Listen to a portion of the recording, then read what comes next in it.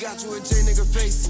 We got lit, we don't need us no chase. We don't stress, but a whole nigga, we just replace. It's summer, South shot it, we all getting wasted. Smoke gas and they all different flavors. If that is your bitch, why she doing me favors? Getting lit is just part of my name. Got your girl giving neck while I count this paper. If we got you a J nigga face, we got lit, we don't need us no chase. We don't stress, but a whole nigga, we just replace. It's summer, South shot it, we all getting wasted. Smoke gas and they all different flavors. If that is your bitch, why she doing me favors? Getting lit is just part of my name. Got your girl giving neck while I count this paper. Let's make a movie, baby. I'm liking the way you pursue me, baby. What up, what up, what up? This is B. Helena, and you're listening to The Sweet Sounds of Summertime by A. Jeff from his album Done Being Humble. Jeff is a songwriter, artist, videographer, and media influencer with over 30,000 subscribers across 5 platforms. He's here today to talk about his songwriting and media influencing. Yeah. Please join me in welcoming Jeff. Welcome, welcome. Thank you, thank you. So good to have you in the Haven. Glad to be here. Yes, yes, absolutely. So we just heard Summertime. We just played during our intro to the show. Talk to us about the song. Where did the inspiration come from? Okay, so I have a brother named Isaiah Hall. Okay. He's a bit old, so the sample I forgot. I think the sample is called Summertime, but I can't remember the artist. But he sent me the sample. He sent me the song. I was like, okay, I'm gonna send it to my producer. Send it to my producer. Then he made the beat, and then it was around summertime. So talked about it summertime. What we do during the summer? We get lit, drink, smoke a little bit. Party. You know what I'm saying? Party, stuff like that. Like that's it. So how long did it take to write? To write the song, it probably takes me about a day. Once I came up with the hook of the song, it was easy to write the rest of the lyrics. And so how did you come up with the hook? How does that happen? Okay. Usually I'll get like a vibe, but like I'll play the beat and I'll get like a vibe of how I want the melody to be. And once I figured out what I was talking about, lyrics is easy to Just come up with. Yeah, once you know what you want to talk about, it's easy to think about some lyrics. Wow. So do you collab with other people as you're writing it, or is it totally and completely? It's completely from right here. Yeah. No other writers and none of my music. It's just me. So that's the lyrics. What about the music, or is it both? As far as like engineering and producing wise, okay. So my producer, his name is Ayo Wan. He produces the beat. And my friend Jay Bino, he is also a musician, and he engineered for me. So I went to his house and recorded a song in his studio. Okay. Now I mentioned trap music early on, but you said no, this ain't trap music. I mean, so what it's is a it? mixture. It's a mixture of trap music, really a vibe. Sometimes I pour my heart out into my music. Like I talk about things that I go through in life and stuff like that. So sometimes it's about trap, sometimes it's about how I'm feeling, and just different vibes. So you can catch a different vibe from every song on my tape, Done Being Humble. Yeah, so I'm asking these questions, one, because I know my dream catchers are also, as they're listening, because they're sponging off of information from all of my guests that come on. They may have an interest in music, they may have an interest in the kind of music that they're hearing, and they have their process of doing it, but you're someone who is doing it and doing it successfully. So hearing from you about how you pull that together, and it sounds very organic to me. It's like no real road map or script of how it happens. It just grows. It happens organically. Is there anything in your process that you definitely ensure is a part of your process as you're creating? Like, for example, for writers, there's a beginning, middle, end. Okay. Does that fall? Is any of that in what yes, you do? It is. Usually, I try to come up with a hook first, because the hook is what really catches the listener. So, whenever I try to make a song, I try to get a real catchy hook or something that relatable to everybody. So, it really depends on the beat also. So, I really just go with the vibe of the beat, and yeah. And how important is it to have the right producer? Very important, because one, you can be, because my producer, he stands out from most producers in the DMV. He uses different samples from different types of other artists, such as like, what's that song? Well, for example, Summertime. Summertime is a sample, so it's really important to be different with your beat selection. So once you get a nice different sound than everybody else, then it's kind of easy to stand out. And how did that happen? Was it you heard about him and said, you know what, I want him to produce me? So he actually found me on YouTube, and he said that he liked my videos and stuff like that. So then I found out that he started making beats, and I had made one song called No Sleep, and that was just me being funny for YouTube. I went to the studio. I was a rapper for 24 hours. That's the name of the video. So when he saw the video, he said, bro, you crank, you know what I'm saying? I want to make some beats for you.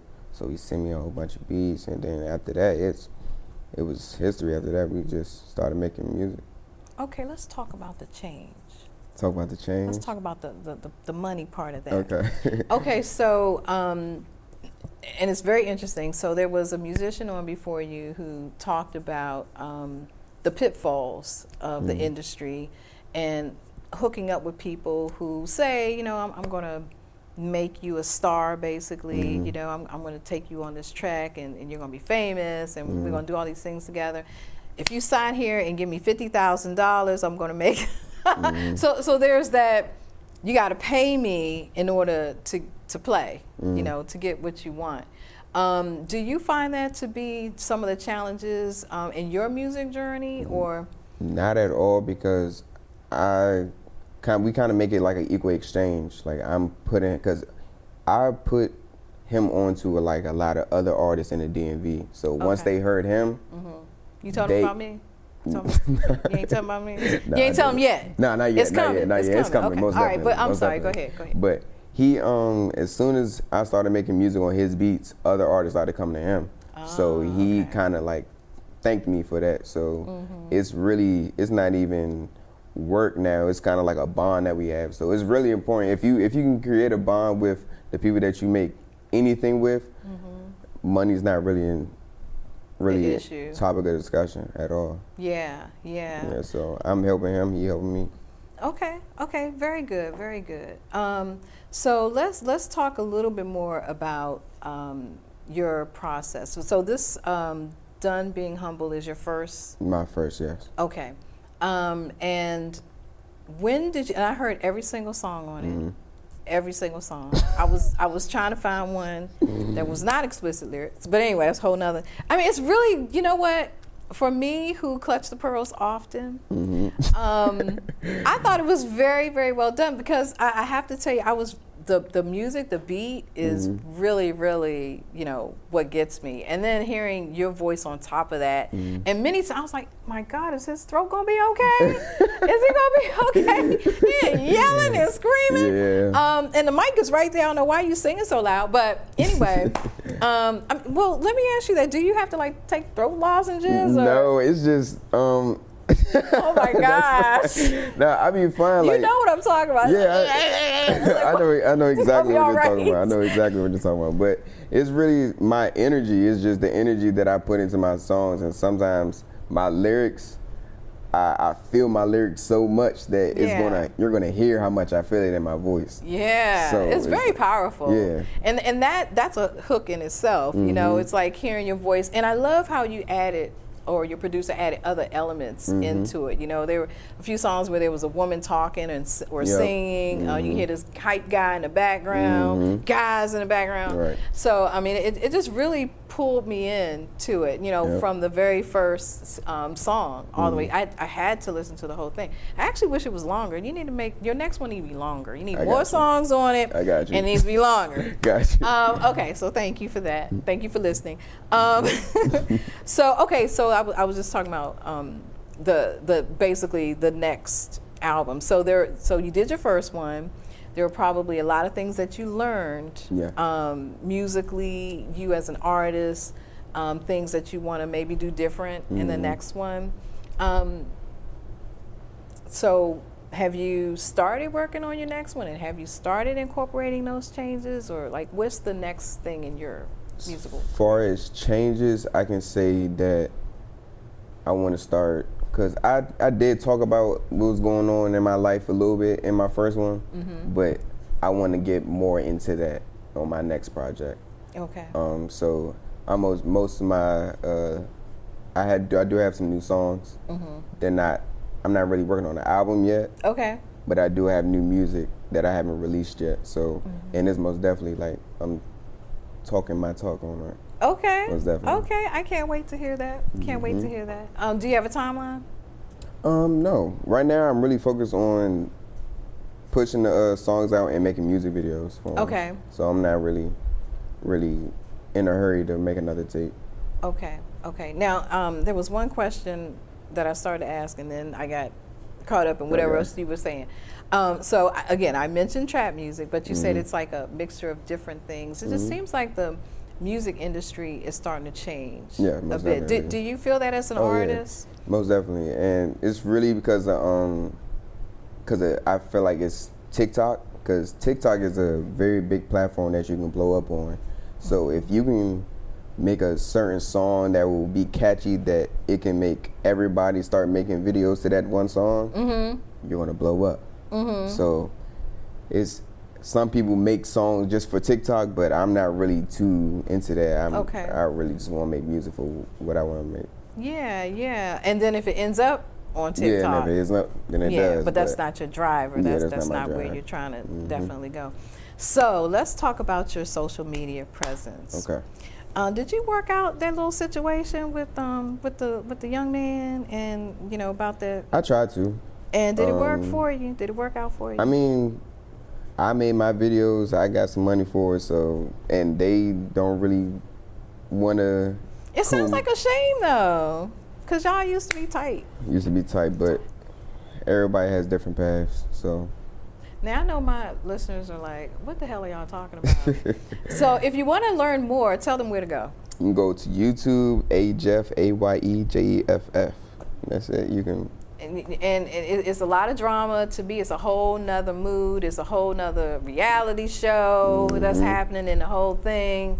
And you'll like kind of learn the whole story of this drama that ensued, and his response, which I thought was excellent. Thank you.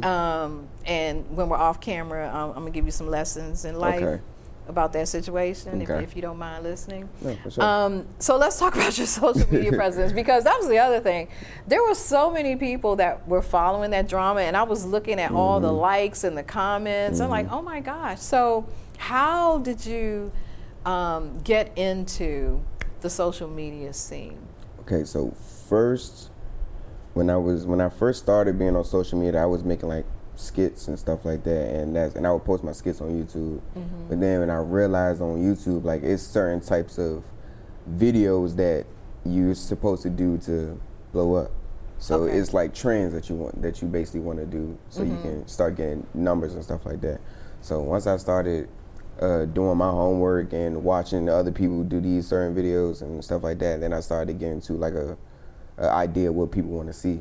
So after that, it was easy.